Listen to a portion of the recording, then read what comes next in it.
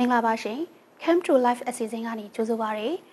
လူတွေကမိမိတို့ရဲ့ဘဝမှာအစင်မပြေမှုတွေအပြောင်းလဲတွေနဲ့တွေ့ကြုံရတဲ့အခါမှာဆိုရင်စိတ်ပိုင်းဆိုင်ရာထိခိုက်မှုတွေကိုခံစားကြလိမ့်ရှိပါတယ်ကျမတို့နိုင်ငံမှာပြီးခဲ့တဲ့မတ်လ28ရက်နေ့ကလှုပ်ခတ်ခဲ့တဲ့အင်အားအလွန်ပြင်းထန်တဲ့မန္တလေးငလျင်ကြီးကြောင့်လူတွေကဆိုရင်ရုပ်ပိုင်းဆိုင်ရာထိခိုက်မှုတွေသာမကစိတ်ပိုင်းဆိုင်ရာထိခိုက်မှုတွေကိုလည်းခံစားခဲ့ကြပါတယ်ဒါကြောင့်ဒီခံစားနေရတဲ့စိတ်ပိုင်းဆိုင်ရာထိခိုက်မှုတွေကိုဘယ်လိုနည်းလမ်းတွေနဲ့ကင်တွယ်ဖြေရှင်းသင့်လဲဘလို့နီလန်တွေနဲ့ကုစားတင်လဲဆိုတာကိုသိနိုင်ဖို့အတွက်စိတ်ကျန်းမာရေးအထူးကုဆရာဝန်ကြီးဒေါက်တာဦးစောဝေဖြိုးနဲ့တွေ့ဆုံမေးမြန်းတော့မှာဖြစ်ပါတယ်ရှင်။ဆရာမင်္ဂလာပါရှင်။မင်္ဂလာပါသမီး။ဟုတ်ကဲ့ပါဆရာ။ပြီးခဲ့တဲ့မလ28ရက်တုန်းကဆိုရင်ဒီကျမတို့နိုင်ငံမှာအင်အားအလွန်ပြင်းထန်နေပေါ့နော်။မန္တလေးငလျင်ကြီးလှုပ်ခတ်ခဲ့တယ်။အဲ့ဒီငလျင်ဖြစ်ပြီးတဲ့နောက်မှာလူတွေကဆိုရင်ဒီငလျင်မလှုပ်ဘဲနဲ့လှုပ်တယ်လို့ခံစားနေရတာမျိုးတွေနောက်ပြီးတော့အခုချိန်ထိဒီခေါင်းမူခေါင်းနောက်တဲ့ဝေဒနာခံစားနေရတာမျိုးတွေပြီးတော့သူတို့အများနဲ့ကြောက်နေကြတယ်ပေါ့နော်။ဆိုတော့ဆရာရဲ့အဲ့ဒီငလျင်ကြီးကြုံတွေ့ပြီးတဲ့နောက်မှာလူတွေနေနဲ့တွေ့ကြုံရတဲ့ဒီစိတ်ပိုင်းဆိုင်ရာပြဿနာတွေရောဘာတွေဖြစ်နိုင်လဲပြီးတော့ဒီအဖြစ်အများဆုံးပေါ့နော်စိတ်ပိုင်းဆိုင်ရာလက္ခဏာတွေရောဘာတွေဖြစ်နိုင်မလဲရှင်ဟုတ်ကဲ့ဆရာတို့ဒီမန္တလေးမှာဖြစ်ပေါ်တဲ့ကြီးမားတဲ့ငလျင်ကြီးရဲ့နောက်ဆက်တွဲမှာခံစားရတာဆရာတို့ပြည်သူပြည်သားတွေမှာဒီစိတ်ပိုင်းဆိုင်ရာခန္ဓာကိုယ်ပိုင်းကျန်းမာရေးဆိုင်ရာတွေအကုန်ခံစားရပါတယ်ဒီငလျင်နောက်ဆက်တွဲမှာစိတ်ပိုင်းဆိုင်ရာနာမကပဲဒီခန္ဓာကိုယ်ပိုင်းဆိုင်ရာတွေရောခံစားရတယ်ဆရာတို့စိတ်ပိုင်းဆိုင်ရာမှာလည်းပြင်းထန်တဲ့စိတ်ပိုင်းဆိုင်ရာတုံ့ပြန်ချက်တွေရှိတယ်ငလျင်တွေတဘာဝဘေးအန္တရာယ်တွေဆရာတို့ဒီကက်ယောဂကြီးကြီးမားမားတွေနောက်လူဘဝရဲ့ကြီးကြီးမားမားအချိန်ပြောင်းတွေဒါမျိုးတွေဖြစ်ပြီးတဲ့နောက်မှာဆရာတို့လူတွေရဲ့စိတ်ဟာဆရာတို့တုံ့ပြန်မှုတွေရှိတုံ့ပြန်မှုတွေဆရာတို့ဒီငလျင်ဖြစ်ပေါ်တဲ့အတွက်ကြောင့်လည်းဆရာတို့ထိတွေ့တဲ့ပတ်ဝန်းကျင်မှာလည်းကိုယ်တိုင်ခံစားရတဲ့သူတွေရှိတယ်နော်ဒါတွေကဆရာတို့ချစ်ခင်ရတဲ့သူတွေဆုံးရှုံးသွားတာတွေတန်ရာရတွေရှိတယ်ကိုယ်တိုင်ထိကြိုက်တာတွေရှိတယ်မိမိပိုင်ဆိုင်မှုတွေဆုံးရှုံးသွားတာတွေရှိတယ်ဒီလိုသူတွေကဆရာတို့တန်ရာအလွန်နော်စိတ်ပိုင်းဆိုင်ရာပြဿနာတုံ့ပြန်မှုလေးတွေနဲ့ရင်ဆိုင်ကြုံတွေ့နေရတယ်ဘာတွေဖြစ်မလဲဆိုဆရာတို့အရန်စိုးရိမ်မယ်ကြောက်လန့်မယ်အိတ်မပြောဘူးနော်ဒါတွေကိုဘာလို့ခေါ်လဲဆိုတော့ဆရာတို့ post traumatic stress disorder လို့ခေါ်ပါတယ်ဒီ post traumatic stress disorder မှာ PTSD မှာဆရာတို့ဘာတွေပါမလဲစိတ်တွေကမပြောတော့ဘူး feeling unhappy feeling despair နော်နောက်ပြီးကြတော့ဆရာတို့ nightmare အိမ်မဆိုးရီမဲ့မဲ့ can't sleep well အိတ်ခေါင်းအိမ်မပြောဘူးနော်ဒါမျိုးရင်ဆိုင်နောက်ပြီးဒီပုံရိပ်တွေဆရာတို့ထိတွေ့ခဲ့တဲ့ပုံရိပ်တွေနော်ဟုတ်ကဲ့လှုပ်တယ်ရိမ့်နေပြိုသွားတယ်လွတ်လာတယ်လွတ်မြောက်လာတယ်တချို့ကြတော့အနိကမြင်ရတာရှိတယ်နော်ဒီပုံရိပ်တွေကဆရာတို့ပြန်ပြီးတော့မြင်အောင်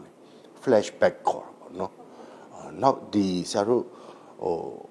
တချို့ကြတော့မြင်တယ်တချို့ကြတော့ကိုယ့်ရဲ့ loss of love နော် close attachment ချစ်ခင်ရတဲ့အနိကသူတွေဆုံးရှုံးသွားတာရှိတယ်ကိုယ့်ရဲ့ property ပိုင်ဆိုင်မှုတွေဆုံးရှုံးသွားတာရှိဒါမျိုးတွေဆုံးရှုံးသွားတဲ့သူတွေမှလည်းသူတို့အတွေးတွေထဲမှာခေါင်းထဲမှာအတွေးတွေက intrusive thought လို့ခေါ်တယ်တစ်ချိန်လုံးနော်အဲ့လေဒီစိတ်စားလဲဒီစိတ်ပုံရိပ်တွေ flashback ပြန်မြင်တယ်ဒါမျိုးတွေနဲ့စိတ်တက်ကြခြင်းစိုးရိမ်ပူပန်ခြင်းဒါမျိုးလက္ခဏာတွေကိုရင်ဆိုင်ကြုံတွေ့နေရတယ်လို့ပြောချင်ပါတယ်သမီးဟုတ်ကဲ့ပါဆရာခုနကတော့ဒီငလျင်နဲ့ခံစားခဲ့ရတဲ့လူတွေထဲမှာဒီအသက်ဆုံးရှုံးသွားတဲ့လူတွေလည်းရှိတယ်နောက်ပြီးတော့ဒီအသက်ရှင်ကျန်ရတဲ့သူတွေလည်းရှိရပေါ့နော်တချို့အသက်ရှင်ကျန်ရတဲ့သူတွေကြတော့သူတို့ဒီအပြစ်တင်တဲ့စိတ်နဲ့နေရတဲ့သူတွေရှိပါတယ်ဆရာအဲ့လိုလူမျိုးတွေဆိုရင်ဆရာတို့အနေနဲ့ဘယ်လိုမျိုးကုစားပေးလို့ရနိုင်လဲရှင်ဟုတ်ကဲ့ဒီအသက်ဆုံးရှုံးသွားပြီးတော့ကျန်ခဲ့တဲ့သူတွေမှာပြင်းထန်တာလေနော်တာမန်ပေါ့နော်ကိုယ့်ရဲ့ဖေမေမိသားစု close relative ပေါ့နော်ဒါမျိုးဆုံးရှုံးသွားတာရှိတယ် close attachment တကယ်ချင်းအရင်အခြားဆုံးရှုံးသွားတဲ့သူရှိတချို့ကြကိုယ့်ရဲ့အတိမိတ်ဆွေလောက်ပဲဆုံးရှုံးသွားတာရှိဒါမျိုးကျန်ခဲ့တဲ့သူတွေမှာလည်းဆရာတို့ဒီဆုံးရှုံးမှုပိုင်ဆိုင်မှုတွေချစ်ခင်ရတဲ့သူတွေဆုံးရှုံးတဲ့နောက်ဆက်တွဲမှာဆရာတို့ grief reaction ဆိုတာရှိပါတယ်နော်ဒါပေမဲ့ကိုချစ်ခင်ရတဲ့သူတွေဆုံးရှုံးမယ်တိမ်မမယ်ကွယ်လွန်မယ်နောက်ပြီးကိုမျက်နှိုးတဲ့ပိုင်ဆိုင်မှုတွေဒါကြီးကရုတ်တရက်ကြီးနေချင်းညချင်းမမျှော်လင့်မဲနဲ့ဖြစ်ပေါ်လာတဲ့အတွက် sudden and unexpected မမျှော်လင့်မဲနဲ့ဖြစ်လာတဲ့အတွက်ဒီရဲ့ impact ရိုက်ခတ်မှုဟာပြင်းထန်တယ်လို့ဆိုနိုင်ပါတယ်အဲ့တော့ကြံခဲ့တဲ့သူတွေမှာအနီးကကိုယ့်ရဲ့ဆွေမျိုးအတိုင်းအဝိုင်းအရင်ချဆုံးရှုံးတယ်ကိုယ့်ရဲ့ပိုင်ဆိုင်မှုတွေဆုံးရှုံးတာသူတွေကဒီခံစားချက်တွေက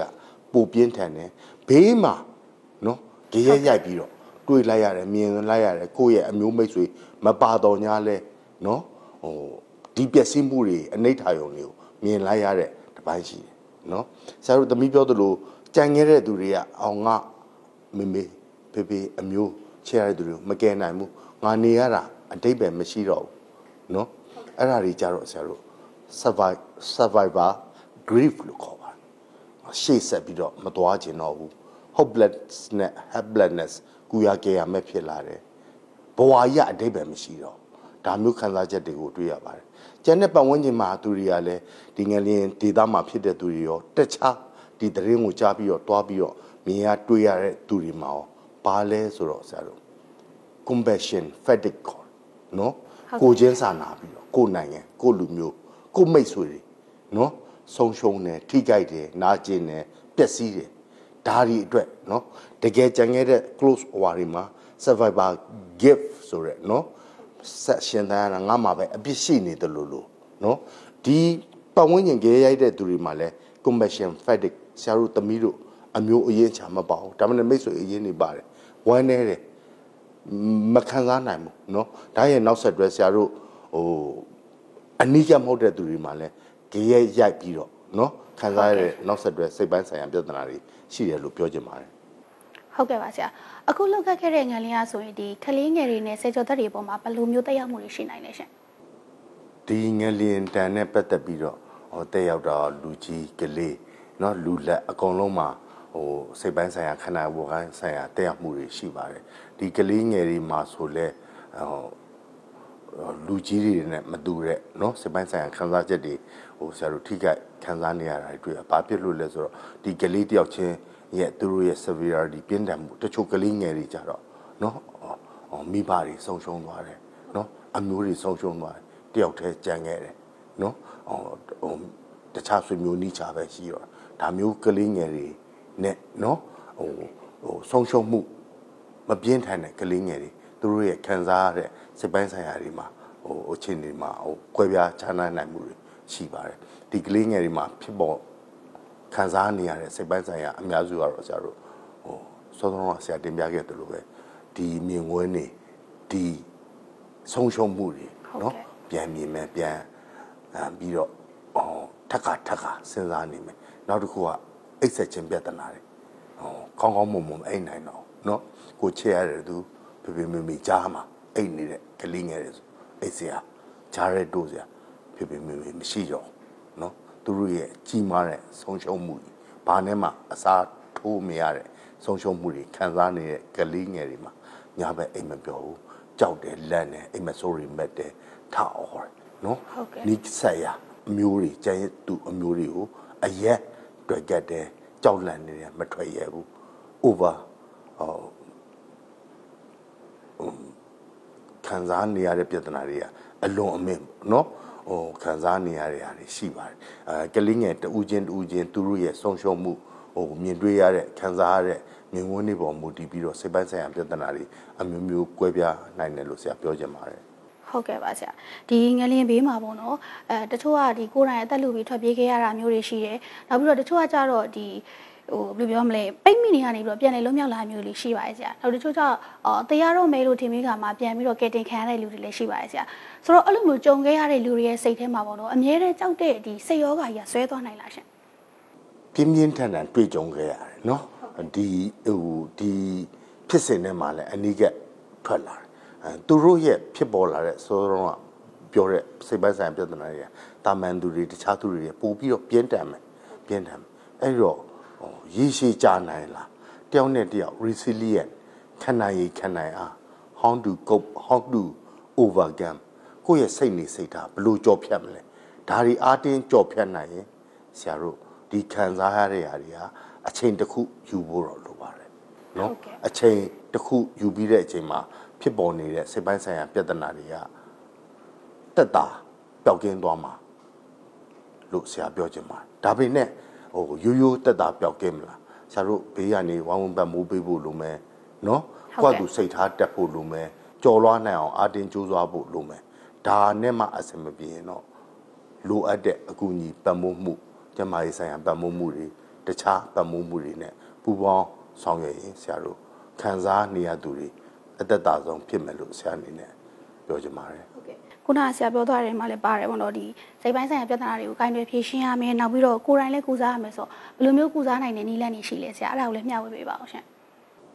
ဆရာတို့ကိုယ်တိုင်ကြုံတွေ့ခဲ့ရတာတွေရောနော်ပတ်ဝန်းကျင်မှာရင်ဆိုင်ခဲ့ရတယ်ဆိုသူတွေကစိတ်အစမပြေမှုတွေအနေနဲ့အများတော့ရှိမယ်ဟုတ်ကဲ့အဲ့တော့ဆရာကြီးဒီအစမပြေမှုတွေဆုံးရှုံးမှုတွေကြားရရုံထွက်နိုင်အောင်ကိုကသူအာတင်းကြော်ပြရမယ်နော်နောက်ပြီးကြတော့ဆရာတို့ကောင်းကောင်းမွန်မွန်အစားအသောက်နော်ဒီချိန်မှာအားလုံးခက်ခဲနေတယ်ရှိတဲ့ရတဲ့အတိုင်းအတာဒဲကနေနော်အာဟာရမြတ်တအောင်နော်စားသုံးဖို့လိုပါတယ်နော်နောက်ပြီးအိပ်ဆက်ခြင်းပြဿနာအတွေးတွေစိမ့်စိမ့်တွေးမယ်တနုံတော့စဉ်းစားမယ် preoccupy idea စားလဲဒီစိတ်တွားလဲဒီစိတ်အိပ်ဖို့ခက်မယ်နော်အဲ့တော့ဆရာတို့တင်းတင်းလျှောက်ပတ်စွာနှလုံးသွင်းရမယ်တတိပြန်ကြရမယ်နော်ဆရာတို့အဲ့တော့ကောင်းကောင်းအိပ်ဖို့ကြိုးစားရမယ်တကယ်လို့အိပ်မပြောဘူးဆိုရင်ဆရာတို့လိုအပ်တဲ့ဆေးဝါးအကူအညီပတ်မှုတွေနဲ့ပေါင်းဆက်ပြီးတော့အိပ်ပျော်အောင်ကြိုးစားဖို့လိုပါတယ်နောက်ပြီးတင်းတင်းလျှောက်ပတ်တဲ့ကိုယ်လက်လှုပ်ရှားမှုတွေလုပ်ရမယ်ဆုံးရှုံးသွားတယ်ထိကြိုက်တယ်ဒဏ်ရာရတယ်ချစ်ခင်ရတဲ့သူတွေတိမ်မသွားတယ်ဆရာတို့ဒီထက်ကရုံးထွက်နိုင်အောင်ကြိုးစားရမယ်မလှုပ်ဘူးတယောက်တည်းနေတယ်အခန်းအောင်းတယ်စိတ်ညစ်တယ်ဒါမျိုးတွေကိုရှောင်ကျင်ပြီးတော့ကိုတက်နိုင်သမျှနော်ကိုလည်းလှုပ်ရှားလေးတွေလုပ်ရမယ် deep breathing exercise နော်အသက်ရှူလေ့ကျင့်ရပုံမှန်မဟုတ်ဘူးဆရာတို့ပြင်းပြင်းရှူမယ်ခဏအောင်ထားမယ်တဆုံးပြန်ထုတ်မယ်ဒီ deep breathing exercise ဟာလည်း anxiety တွေ stress တွေကိုယော့ပြီးတော့နော်အုံနောက်ကိုအောက်ဆီဂျင်ပို့ရများပြီးတော့ဆရာတို့ခံစားနေရတဲ့ဖိစီးမှုတွေယော့ပါနိုင်ပါတယ်နောက်တစ်ခုကတော့ဆရာတို့ချစ်ခင်ရတဲ့သူတွေကိုဆရာတို့ခံစားနေရတဲ့ဟာလေးတွေရင်ဖွင့်ပေးမယ်ပြောကြပေးမယ်ကိုယ့်ရဲ့ချစ်ခင်ရတဲ့သူတွေပစ္စည်းဆုံးရှုံးမှုတွေခံစားရင်ဆိုင်ကြုံတွေ့ရတဲ့သူတွေကိုယ်လာပြောမယ်ဆိုရင်ဆရာတို့နှလုံးသားနဲ့ခံစားနားထောင်ပြီးတော့ပြန်ပြီးတော့ပံ့ပိုးဆောင်ရွက်ကူညီပေးဖို့လိုတယ်လို့ပြောချင်ပါတယ်ဟုတ်ကဲ့ဆရာခုနကဆရာပြောသွားတယ်မှာပါတယ်ဒီကိုယ့်ရဲ့စိတ်ကိုနေတတ်အောင်နေရမယ်ပေါ့နော်ပြီးတော့ဒီပြန်ပြီးတော့မဖြစ်မနေကုသရမယ့်အချိန်မျိုးလည်းရှိရဆိုတော့ဘလို့အချိန်မှာသူတို့ရဲ့စိတ်ကအဆင်မပြေဘူးဆိုမဖြစ်မနေကုသမှုခံယူတင်လဲရှင်ဆရာတို့ဒီဆောင်းရပြောခဲ့တဲ့ပိုင်ဆိုင်မှုတွေချစ်ခင်ရတဲ့သူတွေ close relative attachment နော်ရင်းနှီးရသူတွေဆုံးရှုံးသွားတဲ့အချိန်မှာဆရာတို့စိတ်ပိုင်းဆိုင်ရာမှာ grief reaction ဆိုတာရှိပါတယ်ဒါကဘာလဲဆိုတော့ကိုချစ်ရတဲ့သူတွေဆုံးရှုံးတယ်ပိုင်ဆိုင်ရတဲ့သူတွေတိမ်မသွားကြတယ်ဒါမျိုး grief reaction မှာ normal grief ဆိုတာရှိပါတယ်ဒါရဲ့စိတ်ပိုင်းဆိုင်ရာတုံ့ပြန်မှုနော်ပုံမှန်လူတွေမှာလည်းဆရာတို့အမျိုးဆုံးရှုံးနေနော်ဖေဖေမေမေဒါမျိုးအရင်ချာတွေဆုံးရှုံးရင်ဆရာတို့ငိုကြွေးမယ်ပူဆွေးမယ်တဖြည်းဖြည်းနဲ့ဆရာတို့သက်သာသွားမယ်ဒါ normal grief ဒါပေမဲ့ဒီပူဆွေးတော့ကတွေကဆရာတို့6လကြော်လာပြီဆိုရင်တော့နည်းနည်းပို့ပြီးတော့နော်ကုသမှုဆွေးနွေးတိုင်ပင်မှုလိုအပ်ပါတယ်ဒီဆုံးရှုံးမှုတွေချစ်ခင်ရတဲ့သူတွေပစ္စည်းတည်ကြကြတယ်ဒါတွေကြောင့်ဒီ grief reaction ကိုယ့်ရဲ့ဝမ်းနည်းမယ်စိတ်မချမ်းသာဘူးမှိုင်မယ်စိတ်တက်ကြမယ်မပျော်ဘူး motivation လုပ်ချင်ကညစိတ်တွေမရှိဘူး attention concentration အာရုံစူးစိုက်လို့မရဘူးဆရာတို့ daily activity and tasks နေ့စဉ်လှုပ်ဆောင်ရမယ်တာဝန်ဝတ္တရားတွေမလုပ်နိုင်တော့ဘူးနော်တဖြည်းဖြည်းចောင်းသားဆိုရင်စာမကျက်နိုင်ဘူးအလုပ်သမားတွေကိုယ်လုပ်ငန်းခွင်မှာအလုံးမလုံးနိုင်ဘူးဆရာဆရာမတွေစာမသိနိုင်ဘူးဒါမျိုးတွေဖြစ်လာရင်ဆရာတို့ပို့ပြီးတော့ queue site ဖို့လိုပါတယ်ဒါမျိုးတွေကတစ်နှစ်ကျော်ကြာသွားပြီဆိုရင်တော့ prolonged grief disorder လို့ဆရာတို့ခေါ်ပါတယ်ဒါဆိုရင်တော့ဆရာတို့ကုသမှုတွေလိုပါပြီเนาะ intervention တွေဝင်ဖို့လိုပါတယ်ဒီ prolonged grief disorder တွေဆိုရင်ဆရာတို့ဒီဘက်က psychotherapy psychosocial support တွေပေးမယ်เนาะ complicated grief therapy ဆိုရက်เนาะ special kind of psychosocial support psychotherapy စိတ်ပိုင်းဆိုင်ရာဆွေးနွေးကုသတာတွေရှိဒါတွေနဲ့မရဘူးဆိုရင်ဆရာတို့ဒီဘက်ကဆေးဝါးတွေเนาะစိတ်တည်ငြိမ်စေစိတ်ပျော်စေစိုးရိမ်စိတ်ရောတဲ့စေအတွေးရောတဲ့စေဒါတွေနဲ့ပေါင်းဆက်ပြီးကုသဖို့လိုတယ်လို့ပြောချင်ပါတယ်ဟ ဟုတ်ကဲ့ဆရာတနှစ်ကျော်ဆိုလို့ရှင်ဒီလိုမျိုးကုသမှုတွေခံယူရမယ်ပေါ့နော်ဒါပေမဲ့ဒီငလင်းနဲ့ခံစားရတဲ့သူတွေထဲမှာဆိုရင်ဒီလိုဘလို့မှဒီပြန်ကုစားလို့မရတော့တဲ့အခြေအနေမျိုးရောရှိလားရှင်ဘလို့အခြေအနေမျိုးဆိုလို့ရှင်ဒီလိုမျိုးကုစားလို့မရတဲ့အနေအထားမျိုးလဲဆရာတနှစ်ကျော်ရင်ကုသဖို့လိုပါတယ်ဒါပေမဲ့တချို့ကြတော့3လမှာပဲအရန်ကိုပြင်းထန်မှုကများနေတယ်နော်နေတိုင်းမစားနိုင်မအိပ်နိုင်ဒီဆုံးရှုံးမှုကြောင့်စိတ်ရကြတယ်ဆိုရင်လည်းပူပန်တယ်ဒါတွေကမထုံနိုင်တော့ intrusive thought အတွေးတွေမထိန်ချုံနိုင်တော့ဘူးဆိုရင်တနှစ်ကျော်မှမဟုတ်6လကျော်မှမဟုတ်ဘူးနော် as soon as early as possible နော်အမြန်ဆုံးဖြစ်နိုင်ရင်နော်ဆွေးနွေးတိုင်ပင်ကုသဖို့လိုပါတယ်ဒါတွေကတက်လုံးကြာနိုင်လားအများကြီးကြာနိုင်လားတဦးနဲ့တယောက်နဲ့တယောက်ပေါ်မူတည်ပြီးတော့သူတို့ရဲ့ individual resilient ခံနိုင်စွမ်းစိတ်ကြံ့ခိုင်မှုပတ်ဝန်းကျင်ရဲ့ပံ့ပိုးမှုဒါတွေပေါ်မူတည်ပြီးတော့ဆရာတို့ဒီကြာချိန်ဘယ်လောက်ကြာမလဲဆိုတာတယောက်နဲ့တယောက်ပေါ်မူတည်ပြီးတော့ကွဲပြားခြားနားနိုင်တယ်လို့ပြောချင်ပါတယ်ဟုတ်ကဲ့ပါဆရာအဲ့လိုခံစားရတဲ့သူတွေပေါ့နော်ဘေးပတ်ဝန်းကျင်ကလူတွေအနေနဲ့ဘယ်လိုမျိုးပြုမှုဆက်ဆံပေးတယ်လဲရှင်ဘေးပတ်ဝန်းကျင်ကလူတွေအနေနဲ့ဆရာတို့ဒီခံစားရတဲ့သူတွေကိုဆရာတို့ဒီကိုချင်းစာတရားနော် sympathy empathy နဲ့ဆရာတို့အခုမြန်မာနိုင်ငံမှာကပ်ပေးဖြစ်တယ်အားလုံးတတ်နိုင်သလောက်ဝမ်းဝန်းပံ့ပိုးဆောင်ရွက်နေကြတယ်နော်ဟုတ်ကဲ့အနီးနားမှာမြန်မာနိုင်ငံမှာရှိတဲ့သူတွေမကောက်ဆရာတို့အာဆီယံနိုင်ငံတွေကမ္ဘာနိုင်ငံတွေနော်ဒါမျိုးတွေကလည်းကုညီကယ်ဆယ်ရေးတွေနော်စိတ်ပညာအဖွဲ့တွေအားလုံးဝိုင်းဝန်းပံ့ပိုးဆောင်ရွက်နေတာဖြစ်ပါတယ်ဒါတွေကလည်းတကယ်ထိတွေ့ခံစားရတဲ့သူတွေအတွက် recovery တွေနော် rehabilitation တွေအတွက်အများကြီးအထောက်အကူပြုပါတယ်ဆရာတို့ကိုအနီးနားမှာရှိတဲ့သူတွေကိုချစ်ခင်ရတဲ့ close နော်friend close relative ဆွေမျိုးအရန်ရင်းတဲ့သူတွေဆိုရင်တော့ဆရာတို့စိတ်ပိုင်းဆိုင်ရာတနေရာစီဝင်းနေ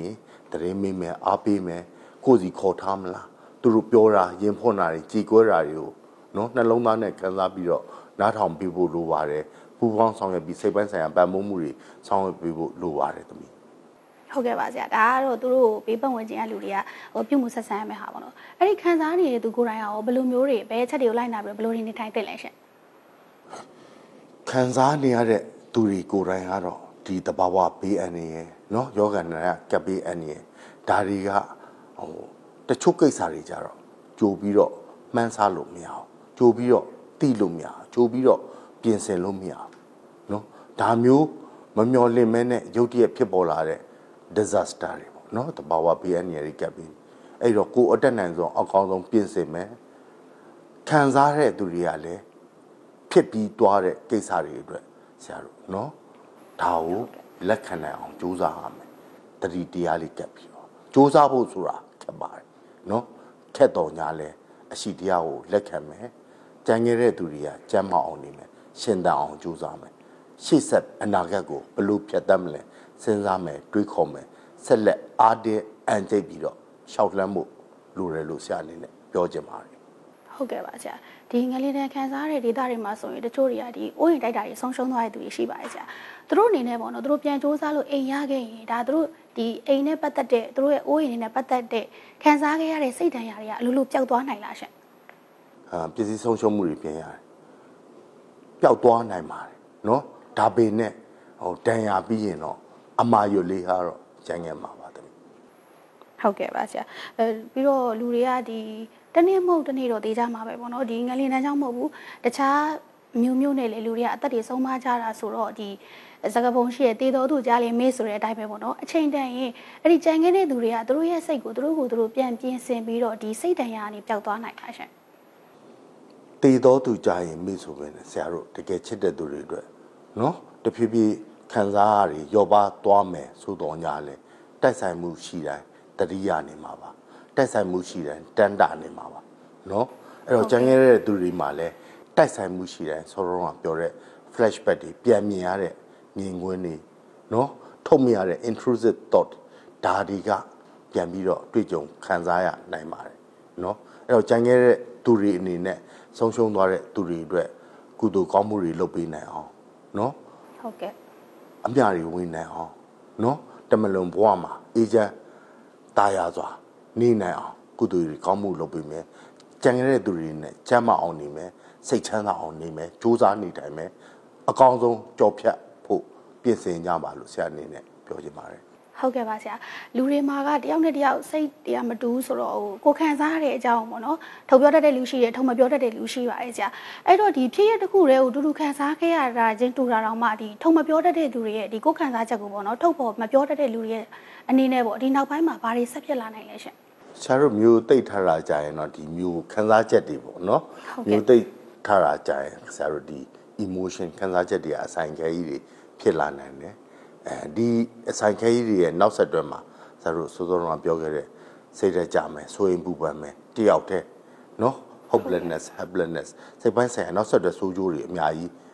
ဖြစ်နိုင်ပါတယ်ရင်ဆိုင်နိုင်ပါတယ်ခံစားနေရတာတွေလည်းယော်ပါပပျောက်ဖို့အတွက်ဒီတယောက်တည်းကြိတ်မခံမဲနဲ့နော်ဆရာတို့ depression less talk နော်စိတ်ဖိစီးမှုတွေစိတ်ကြတယ်ကိုချစ်ခင်နေရတဲ့သူတွေနော်အကောတဲ့အကြီးအကဲတွေဆရာသမားတွေမိတ်ဆွေတွေကိုရင်ဖွင့်ဆွေးနွေးတိုင်ပင်ဖွင့်အားဖို့လိုတယ်ဒီလိုမျိုးသိမ့်မထားဘဲနဲ့ကိုယ့်ရဲ့ခံစားရတဲ့အစမန်ပြီးမှုတွေပြောပြခြင်း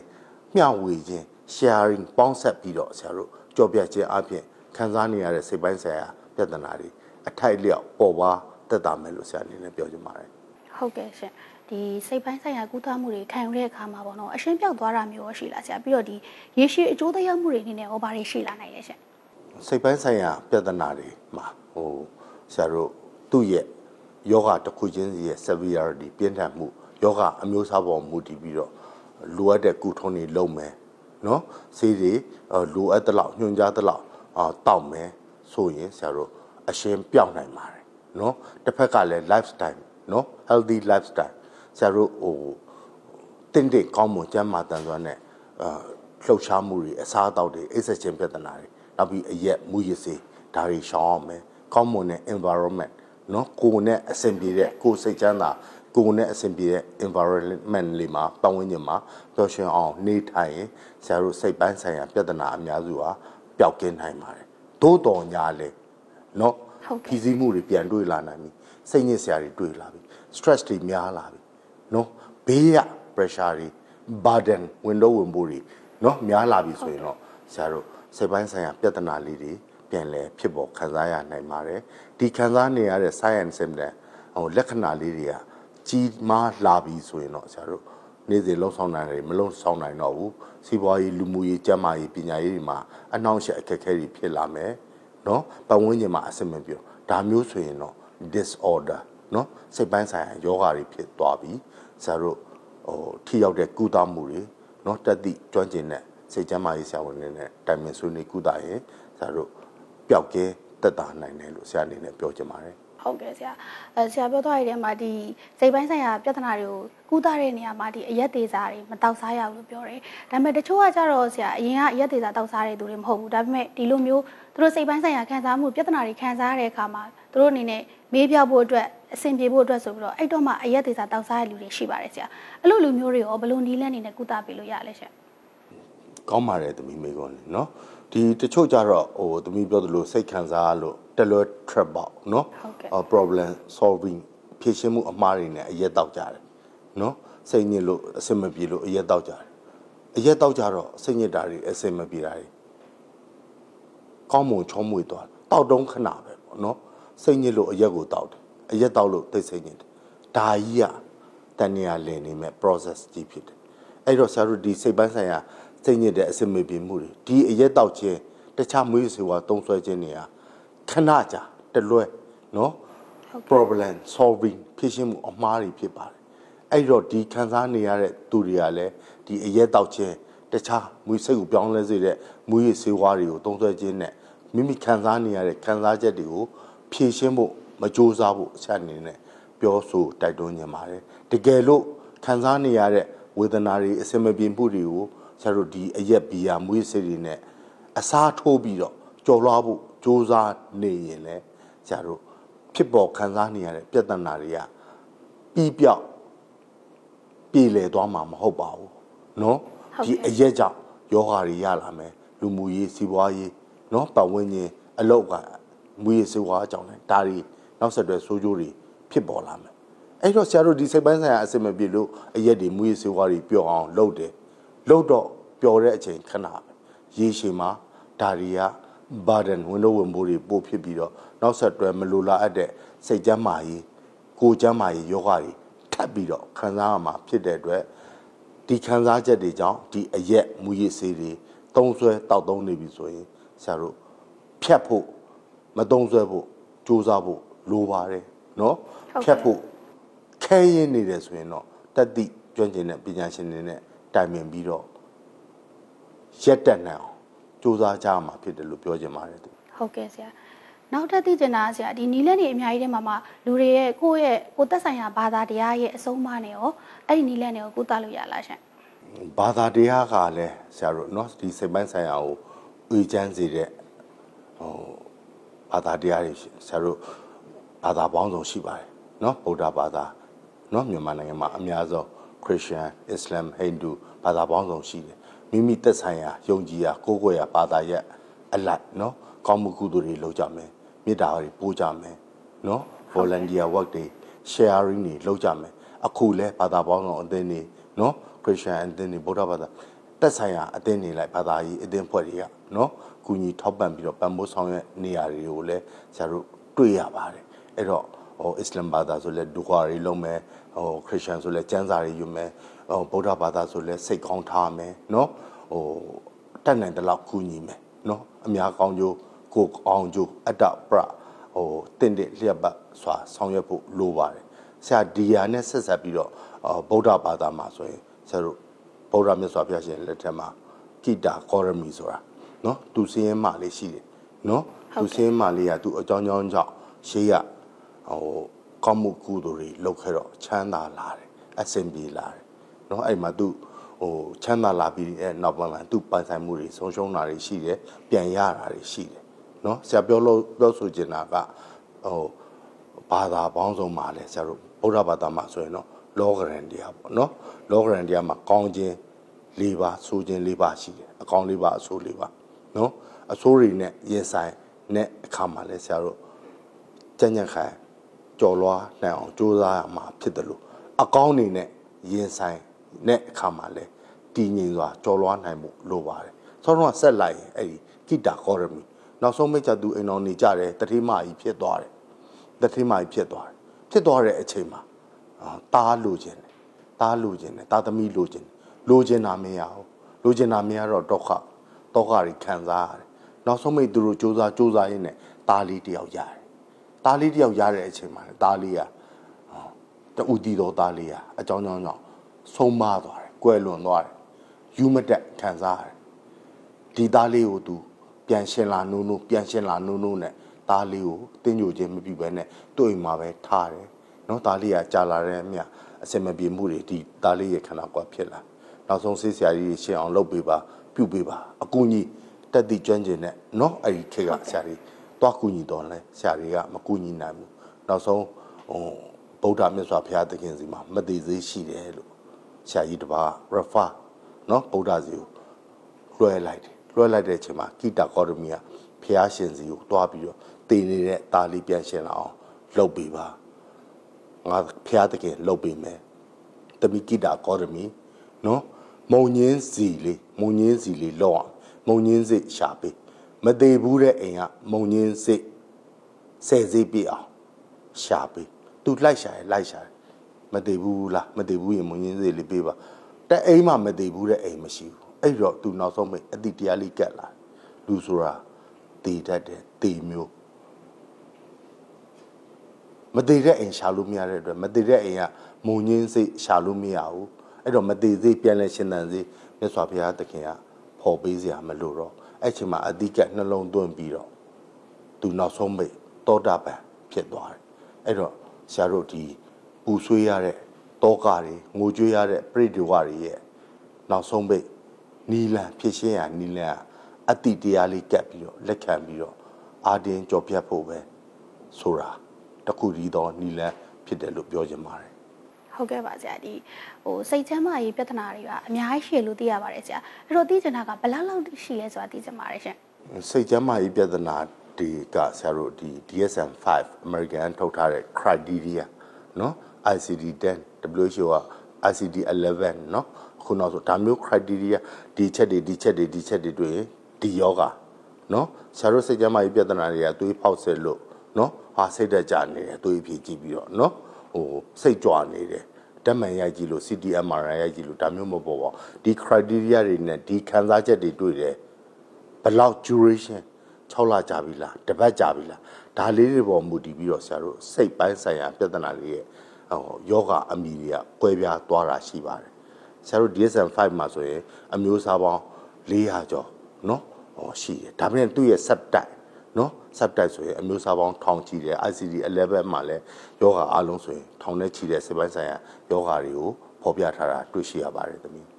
ဟုတ်ကဲ့ပါဆရာဟိုပြီးတော့ကြောက်စိတ်နဲ့စိုးရိမ်ပူပန်စိတ်ရှိရလို့သိရပါတယ်ဆရာအဲ့တော့ကြောက်စိတ်နဲ့စိုးရိမ်ပူပန်စိတ်ကိုဘယ်လိုခွဲမလဲပြီးတော့ဘယ်လိုကင်တွယ်ဖြေရှင်းရမလဲရှင်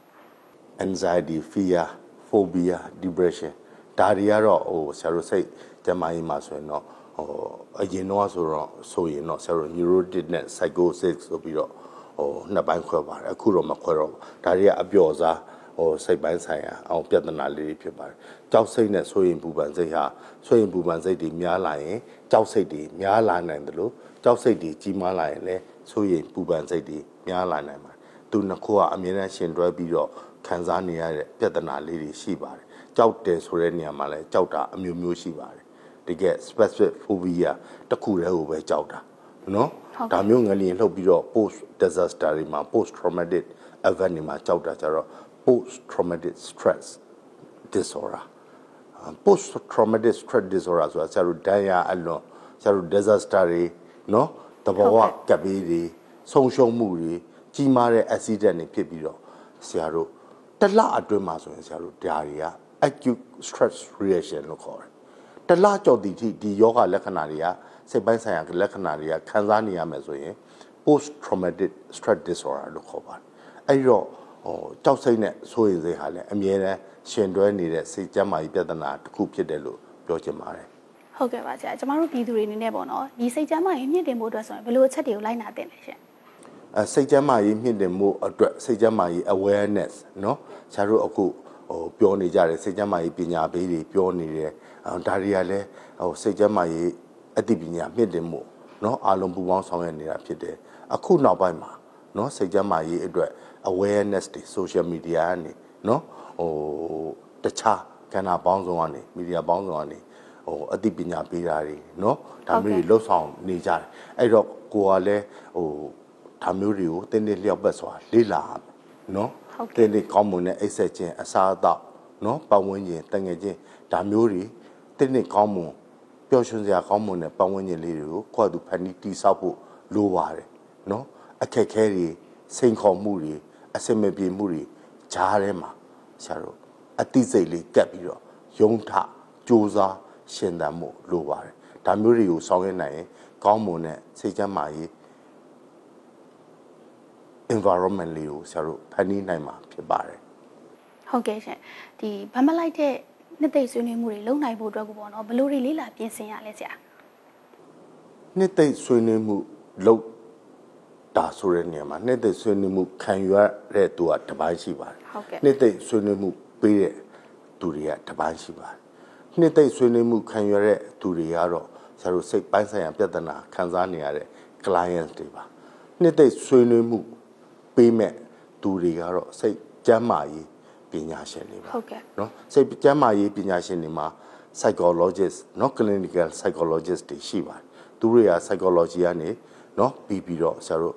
counseling နေပေးမယ်เนาะ supported psychotherapy တွေပေးမယ်เนาะ individual counseling နေပေးမယ်เนาะဒါမျိုးတွေလောက်တာဆေးဝါးမပါဘဲနဲ့ဆရာတို့စိတ်ပိုင်းဆိုင်ရာပတ်မိုးမှုတွေပေးနိုင်တယ်ခံယူနိုင်ပါတယ်တချို့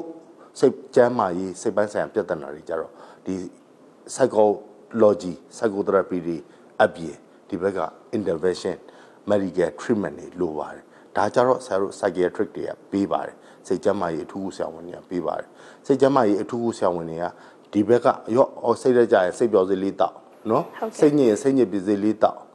နော်အတွေးများစေးတောက်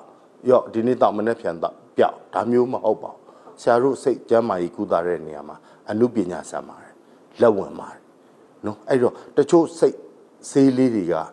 တစ်ပတ်ကြာနှစ်ပတ်ကြာမှစပြီးတော့အာနိသင်ပြတာတွေရှိပါတယ်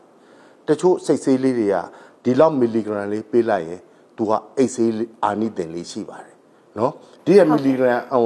အမောင့်တစ်ခုပေးလိုက်သူကစိတ်ပျော်ရွှင်စေဖြစ်သွားတယ်တခြားအမောင့်ပေးလိုက်ရင်ဆရာတို့ antipsychotic လို့ခေါ်တဲ့စိတ်တည်ငြိမ်စေဆေးတစ်မျိုးတည်းမှာပဲဆရာတို့မီလီဂရမ်လေးနဲ့လူနာအခြေအနေပေါ်မူတည်ပြီးတော့ဆရာတို့အမျိုးမျိုးသူ့ရဲ့အာနိသင်တွေကကွဲနိုင်မှာဆရာတို့စိတ်ကြမ်းမာရေးအထူးကိုဆရာဝန်နေနဲ့ရော့ဒီဆေးတော့တာအပြင်ဒီဘက်က psychotherapy တွေ individual counseling နေ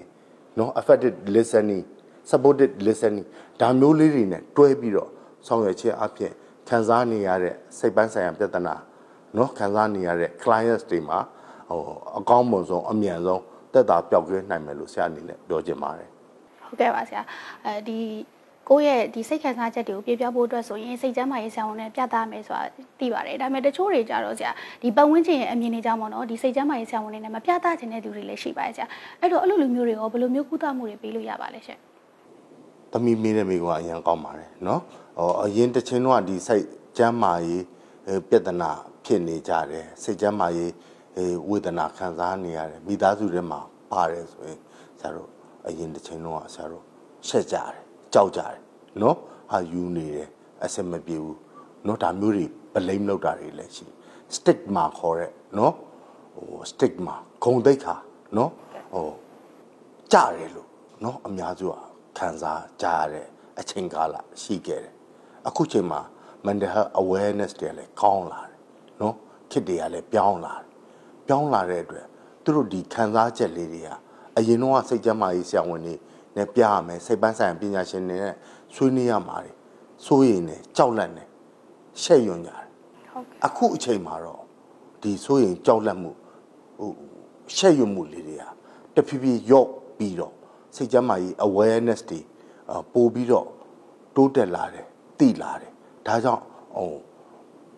စိတ်ပိုင်းဆိုင်ရာကျန်းမာရေးပညာရှင်တွေ psychologist တွေ psychiatric တွေနဲ့ဆွေးနွေးကြတာပို့ပြီးတော့များလာတာကိုတွေ့ရှိရပါတယ်ဒါမျိုးမိမိမှာစိတ်ပိုင်းဆိုင်ရာပြဿနာတွေဖြစ်လာရင်ကြိတ်ခံစားကြမယ်ကြိတ်ကူးကြမယ်ဒါမျိုးအမှားလွဲမှားစွာဖြည့်ရှင်းပြီးလွဲမှားစွာပြဿနာဖြည့်ရှင်းပြီးမဖြစ်အောင်လို့နော်ဆရာတို့ဘက်ကနော်စိတ်ကြမ်းမာရေးအသိပညာတွေများများမျှဝေပေးဖို့လိုပါတယ် awareness တွေလုပ်ပေးဖို့လိုပါတယ်အခုချိန်မှာတော့နော်ဒီစိတ်ကြမ်းမာရေးဆရာဝန်နဲ့မပြချင်ဘူး psychologist နဲ့ counseling မလိုချင်ဘူးမလုပ်ချင်ဘူးလုပ်ဖို့အခွင့်အရေးမရှိဘူးဆိုရင်အနိကနော်ခံစားနေရတဲ့သူတွေရဲ့မိဘဆွေမျိုးမိတ်ဆွေအပေါင်းအသင်းဆရာသမားပတ်ဝန်းကျင်မှာရှိတဲ့အနိကသူတွေကနော်နွေးထွေးဆက်ဆံပေးမယ်ကျင်နာယူရမှုပေးမယ်နော်သူတို့ရဲ့ depression let's talk သူတို့ရဲ့ရင်ဖွင့်နာလေးတွေနော်နားထောင်ပေးဖို့ကြိုးစားမယ်သူတို့ပြောတယ်လို့သမီးပြောခဲ့တယ်လို့ပဲတချို့ကြတော့မျိုးသိပ်ထားတယ် psychological nap မတုံမလို့တော့နော်ပြောရမယ်စိတ်ညမ်းမယ်အရန်ကြီးကိုပြင်းထန်တဲ့ impact ကြီးတော့နော်သူတို့ပြောမထွက်ဘူးနော်ဒါမျိုးတွေမှာသူတို့ပညာသားပါစွာချင်းကပ်ပြီးတော့နော်ပျောက်ချင်းမော်မူတည်ပြီးတော့အနီးအနားမှာရှိတဲ့သူတွေကသူတို့စိတ်ပိုင်းဆိုင်ရာပတ်မိုးမှုတွေပေးမယ်နားထောင်ပေးမယ်ပြောမထွက်တဲ့စကားတွေပြောထွက်လာအောင်နော်ကိုတက်နိုင်သမျှစူးစမ်းဆောင်ရွက်ကြရင်နော်သူတို့ခံစားနေရတဲ့ဖြည့်ဆည်းမှုတွေစိတ်မချမ်းမြေ့မှုတွေအထိုက်လျောက်တက်တာမှာဖြစ်ပါတယ်ဒါတွေနဲ့မှမရဘူးဆိုရင်အနီးနားမှာရှိတဲ့ပတ်ဝန်းကျင်မှာရှိတဲ့မိသားစုဆွေမျိုးမိတ်ဆွေပေါင်းသင်းတွေကနော်ကျွမ်းကျင်တဲ့ပညာရှင်တွေနဲ့နော်ပြပေးဖို့နော်ဆွေးနွေးပေးဖို့ပါဆွေဆက်ဆောင်စီယုံခေါ်ဆောင်ပြီးတော့ပို့ပေးဖို့ပေါင်းဝင်စူးစမ်းပေးဖို့လိုတယ်လို့ပြောချင်ပါတယ်သမီးဟုတ်ကဲ့ပါဆရာအခုဒီငလျင်တန်သိခဲ့တဲ့ဒီဒေတာတွေကိုသွားပြီးတော့တာဝန်ရှိသူတွေကိုယ်တိုင်ကဒီစိတ်ကျန်းမာရေးနဲ့ပတ်သက်တဲ့ဒီကုသမှုတွေကိုလှုပ်ဆောင်ပေးနေလို့သိရပါတယ်ရှင်ဒီစိတ်ကျန်းမာရေးဆိုတာကဒီတပွဲတို့လှုပ်ဆောင်လို့မရဘူးပေါ့နော်ဒီရေရှည်လှုပ်ရမယ့်အရာပြီးတော့တစ်စိမ့်ပြီးတစ်စိမ့်ဒီလိုမျိုးရေရှည်ဂရုတစိုက်လှုပ်ဆောင်ရမယ့်ဖြစ်စဉ်ဆိုတော့အခုထပ်ပို့ပြီးတော့ကြဲကြဲပြန့်ပြန့်လှုပ်ဆောင်နိုင်အောင်လို့ဘယ်လိုတွေလှုပ်ဆောင်သင့်တယ်လို့ဆရာအနေနဲ့ထင်ပါလဲရှင်အခုကျမရေးဝန်ကြီးဌာနကလည်းဒီငလျင်တန်တဲ့နော်ဒေတာတွေစကိုင်းမန်းလေးနေပြည်တော်တွေမှာဆရာတို့ဒီ emergency response team နော်တုံ့ပြန်ရေးအဖွဲ့တွေနဲ့အတူဆရာတို့ဒီ mental health emergency mental health team တွေဖွင့်လင်းပြီးတော့အနီးကနော်ထဲထဲဝင်ဝင်ပြုစုကုသဆောင်ရွက်ပေးနေတာတွေရှိပါတယ်ဆရာတို့နိုင်ငံတကာကူညီရေးအဖွဲ့တွေတခြားအဖွဲ့တွေပြန်သွားတာရှိပါတယ် ဒီစိတ်ပိုင်းဆိုင်ရာတင်းတွေအခုဆက်လက်ထားရှိပြီးတော့ဆောင်ရွက်လျက်ရှိပါတယ်ဒီငယ်လျင်ပြီးမှမဟုတ်ပါဘူးဆရာတို့တိုင်းနဲ့ပြည်နယ်နော်ဒေတာအသီးသီးမှာရှိတဲ့စေယုံကြီးတွေမှာစိတ်ကျန်းမာရေးအထူးကုဆရာဝန်တွေထားရှိပြီးတော့နော်ဒီစိတ်ပိုင်းဆိုင်ရာပြဿနာတွေကိုအချိန်နဲ့တပြေးညီဆောင်ရွက်ထားဖို့သက်ဆိုင်ရာကအစီအစဉ်ဆောင်ရွက်ထားပါတယ်နောက်ပြီးကြတော့ဆရာတို့ပုဂ္ဂလိကအထွေထွေစေယုံကြီးတွေမှာလဲနော်စိတ်ပိုင်းဆိုင်ရာတိုင်ပင်ဆွေးနွေးလို့ရမယ်စိတ်ပညာရှင်တွေစိတ်ကျန်းမာရေးအထူးကုဆရာဝန်တွေရှိပါတယ်နောက်ပြီးမြန်မာနိုင်ငံဆရာဝန်အသင်းစိတ်ကျန်းမာပညာအဖွဲ့ကလည်းဆရာတို့ဒီစီမံချက်တွေရွေးဆွဲပြီးတော့ဒီစိတ်ကျန်းမာပညာနော်ဖြစ်ပြည်သူလူထုစိတ်ကျန်းမာရေးမြင့်တင်မှုအတွက် project တွေလှုပ်ဆောင်နေတာရှိပါတယ်ဒီအတွက်မြန်မာနိုင်ငံသူမြန်မာနိုင်ငံသားအားလုံးစိတ်ကျန်းမာအသိပညာ awareness တွေပို့မှုတိုးတက်ပြီးတော့ပို့ပြီးတော့ဝန်ဆောင်မှုပေးနိုင်အောင်တာဝန်ရှိသူတွေဆောင်ရွက်နေကြတယ်လို့ပြောချင်ပါတယ်ဟုတ်ကဲ့ပါဆရာအနေနဲ့ဖြည့်ဆွဲပြောကြားချင်တာရှိလဲပြောကြားပေးပါအောင်ရှင်အဲ့ဒီတော့အခုလိုအခက်ခဲကာလမှာနော်ခံစားရတဲ့သူတွေရောငလျင်တန်းခံစားရတဲ့သူတွေရောမခံစားရတဲ့သူတွေရောခံစားရတဲ့ဒေတာကဟောမြန်မာနိုင်ငံမှာရှိတဲ့ဒေတာပေါင်းစုံကသူတွေရောအားလုံးစီလုံးညီညွတ်စွာချစ်ခင်စွာကိုချင်းစာတရားထားပြီးတော့နှလုံးသားနဲ့ကိုချင်းစာနာပြီးတော့ပူပေါင်းဆောင်ရွက်ပံ့ပိုးပေးကြပါနော်အဖွဲ့အစည်းပေါင်းစုံကလည်းလှုပ်ထိုက်တာတွေလုံနိုင်သမျှလုံနေကြတာကိုတွေ့ရပါတယ်ဒီအတွက်အလုံးခံစားနေရတဲ့တောကတွေဖြည့်ဆည်းမှုတွေအမြန်ဆုံးပြေပြောက်ပြီးတော့ရှင်သန်နိုးထပျော်ပါနိုင်တဲ့နော်မြန်မာနိုင်ငံသူမြန်မာနိုင်ငံသားအလုံးကိုယ်ဤကျမ်းမာခြင်းစိတ်ဤချမ်းသာခြင်းနဲ့ပြေဝကြပါစေလို့ဆရာအနေနဲ့ဆုတောင်းမေတ္တာပို့ပေးပါတယ်နော်အခုလိုပြည်သူတွေကိုစိတ်ကျမ်းမာရေးအသိပညာတွေ sharing နော် awareness တွေလုပ်ခွင့်ရအောင်စီစဉ်ဖန်တီးပေးတဲ့ One News Media ကိုလည်းဆရာအနေနဲ့ကျေးဇူးတင်ကြောင်းပြောချင်ပါတယ်တမီးကျေးဇူးပါဟုတ်ကဲ့ကျေးဇူးတင်ပါတယ်ဆရာ